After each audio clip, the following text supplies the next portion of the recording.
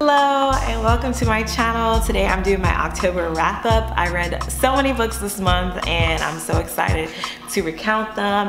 If you guys haven't already seen, I did my November TBR because it's nonfiction November.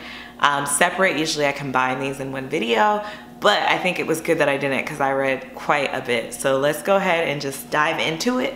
So first up is Circe. I have a full review on my channel depicting this, but this is basically for my fiction lovers, my Greek mythology lovers.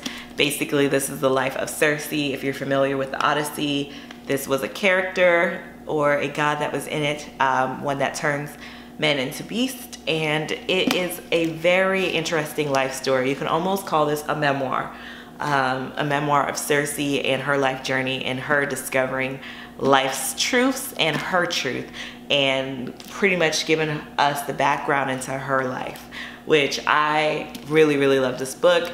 I did give this 3.5 stars, which sounds contradictory, but no, I thoroughly love this book, enjoyed it. It's just it became quite wordy at certain times, so that's why I couldn't quite give it a 4-star. Next up, this is actually the first book I actually read in October, and this was E.B. Zoboi's American Street. If you saw last month my book reviewed on Pride, which was the Pride and Prejudice remix from this author, I really enjoyed that book. I enjoyed it so much so I immediately went and wanted to read American Street, which follows the journey of a Haitian American young girl. She was actually born in America but left when she was a baby with her mother, who is Haitian, and it basically chronicles like her mom getting detained and her life going on in Detroit, and being, you know, unfamiliar with this new city, this new country, the culture here, how to adapt. Luckily she has like her cousins and her aunt, but she's struggling with trying to get her mother out of a detention center, and also how to live this quote-unquote American dream, which is very interesting in itself, if I'm being honest. And there were so many aspects of the book that I absolutely just loved. This came out last year and there was a lot of buzz with it last year, but I never got around to reading it. It was a New York Times bestseller and I just really wanted to give it a go, and I understand why it got so much praise. The ending, I would love, if this book wasn't older, I would probably just do a separate book review on this, because honestly it's too much to talk about in one video. The ending threw me not for a loop. I kind of saw it coming once the chapters were approaching, but it had me have a lot of feelings. So yeah, this is a really good young adult fiction and I just love the cover. The cover is just gorgeous. Next is, this wasn't on my TBR either. It's funny because American Street nor this, The Wedding Date, was on my TBR, but I wanted to read this in the beginning of the year and I just never read it. And then I saw it, it was just standing on in front of the library on the thing, and I was like, just grab it and add it to your list. So I grabbed it and I finished this in like 1.5 days. This is a romance fiction novel, and it's The Wedding Date, and it's basically about it's about an African-American woman and a white guy, basically like an interracial relationship, and they meet, they get stuck on an elevator, and on that process he doesn't have a date for this wedding of his ex-girlfriend, so she does the whole fake relationship thing, like they're like, okay, we're gonna pretend like we're in a relationship, and she agrees to this and they have this like weekend fling, but of course they end up falling for each other, and it's like navigating that, is this real, what do we do from here situation. And it was like, it's like a rom-com. I would love to see this adapted. The proposal is actually coming out this month, next month, November, so I will be reading that as well. I think it's either November or December that the proposal comes out, and I'm so excited because I can't wait to see the next, you know, the next book from her, and some of the same characters are going to reappear. So I definitely felt like this was a good laugh, good enjoyable just fun read, a very good fun fiction read. If you want to break up some of your reads, this will get you some nice and giddy feelings. Ooh, next, I know you guys heard me talk about this, is The Bells. I absolutely love this. A sequel has already been announced. I believe it's called Everlasting Rose. I'm so excited that a sequel is announced because I wanted to know how this continues, and I just need to know what happened next. But this is similar to Hunger Games to me in the sense of the capital. This is like if the Hunger Games was the capital and that's it. Like, well, not that's it. There's like a lot more to it. But the author herself, she describes her inspiration being Marie Antoinette, you know, Versailles, New Orleans, basically antebellum period, and I see all of it. Like, this is fantasy at its best. The world building was gorgeous. Additionally, like all the treatments and all the different looks, and I'm talking so much without explaining, but basically The Bells is about the world of beauty. It's basically what costs will people pay to be beautiful. Additionally, the bells, what as they're called, they are the holders of beauty. Everybody in this world is great, and they're the one who can bring that beauty out.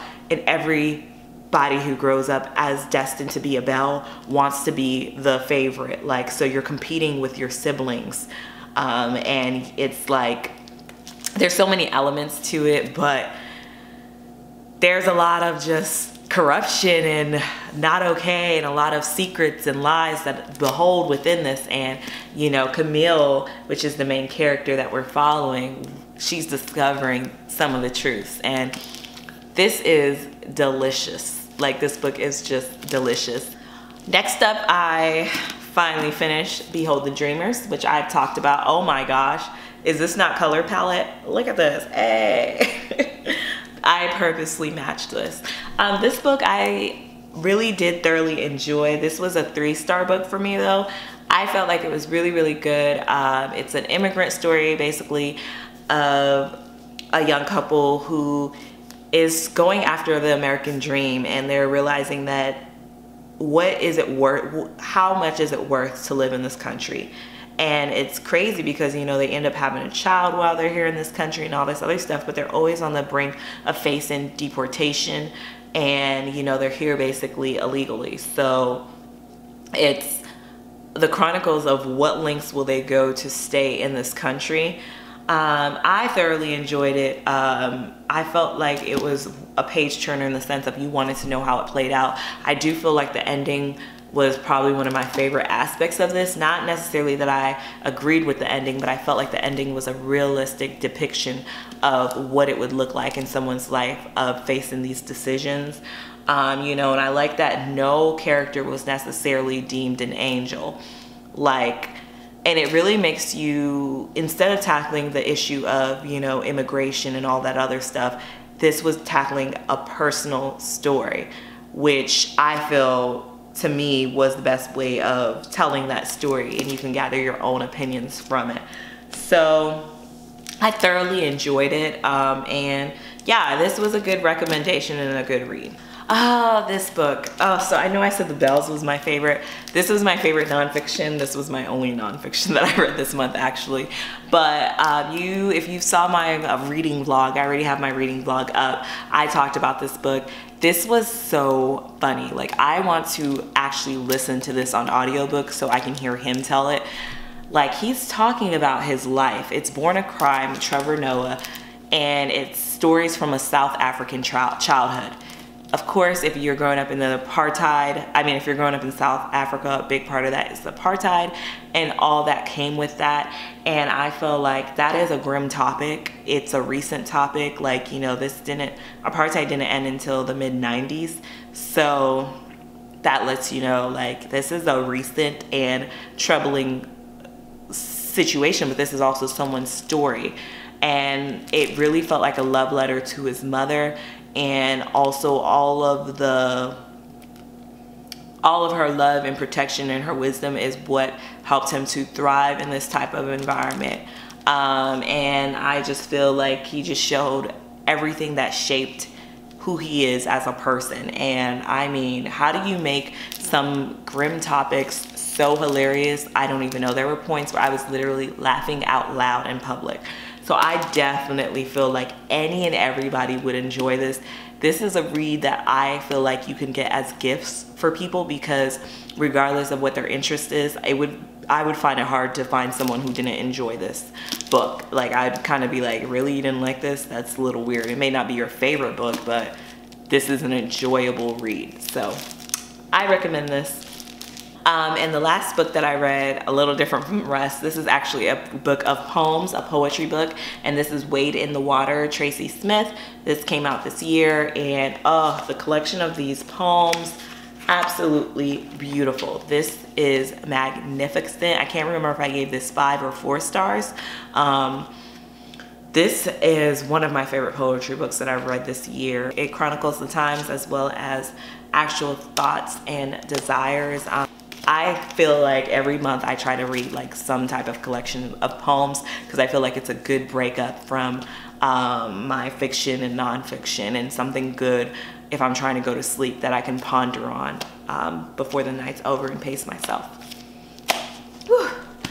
Well, that was a lot of books for this month. Have you read any of the books that I talked about? And if you did, what were your thoughts on them? Did you agree or disagree with some of my opinions?